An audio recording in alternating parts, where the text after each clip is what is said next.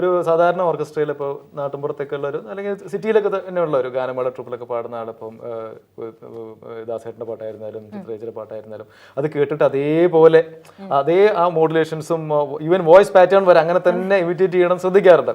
പക്ഷെ അതേ സമയത്ത് നിങ്ങൾ കേൾക്കുന്നത് ട്രാക്ക് പാടിയ ആൾക്കാരുടെ കേട്ടിട്ട് പാടുമല്ലോ, ആ സമയത്ത് എന്താ മനസ്സിനകത്ത് തോന്നുക? അത് അവിടെ ഒരു ഇത് കേൾക്കുമ്പോൾ അത് അങ്ങനെ പോരാ, അവിടെ കുറച്ച് മാറ്റണം, അല്ല ഇങ്ങനെ അത് ഏതെങ്കിലും തരത്തിൽ നമ്മളെ സ്വാധീനിക്കുക? അത് ഈ ട്രാക്ക് കേൾക്കുന്നത് നമ്മൾ ബേസിക്കായി ട്യൂൺ പഠിക്കാൻ വേണ്ടി മാത്രമാണ്. ഇപ്പം നമ്മളിപ്പോൾ ഓരോ പുതിയതായിട്ട് വരുന്ന പാട്ടുകാരോടും നമ്മൾ പറയണം എന്താ വെച്ചാൽ അവരുടെ സ്വന്തമായിട്ടുള്ള രീതിയിൽ ഇപ്പം എവിടെ കേട്ടാൽ ഇത് ഇന്ന ആള് പാടി നമുക്ക് ഐഡന്റിഫൈ ചെയ്യാൻ പറ്റണം.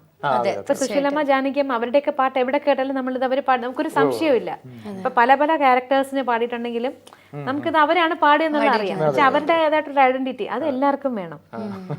അപ്പൊ നമുക്ക് കേട്ടാൽ ഇത് ആരാ പാടിയെന്നുള്ള അറിയാം. അതുകൊണ്ട് അനുകരണം പിന്നെ പ്രൊഫഷൻ ഗാനമേളയ്ക്ക് നല്ലതാ. ഗാനമേളയ്ക്ക് അത് മറ്റേ പാട്ട് അതുപോലെ കേൾക്കുമ്പോൾ രസമുണ്ട്. പക്ഷെ നമ്മൾ സ്വന്തമായിട്ടൊരു പാട്ട് പാടുമ്പോൾ നമ്മുടേതായിട്ടൊരു ഐഡന്റിറ്റി വേണം. കേൾക്കുന്നവർക്ക് ഇത് ഇന്ന ആള് പാടിയെന്ന് പറയാൻ പറ്റണം.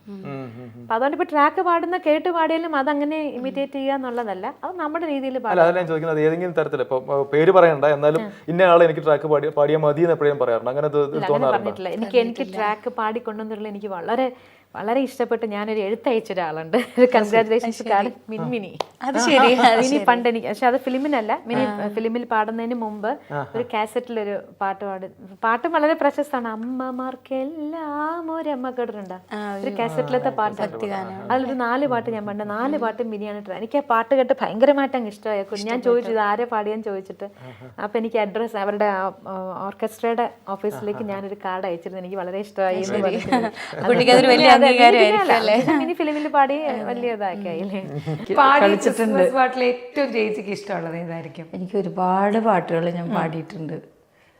അതില് ചിത്ര ചേച്ചിക്ക് വേണ്ടി ഞാൻ ട്രാക്ക് പാടിയിട്ടുണ്ട് ഒരു പാട്ട്. ഒന്നല്ല, കുറേ പാട്ടുകളുണ്ട്. അതിൽ റെക്സ് മാഷിന്റെ ഒരു പാട്ട് ഇപ്പോഴും എൻ്റെ ഓർമ്മയിലുണ്ട്.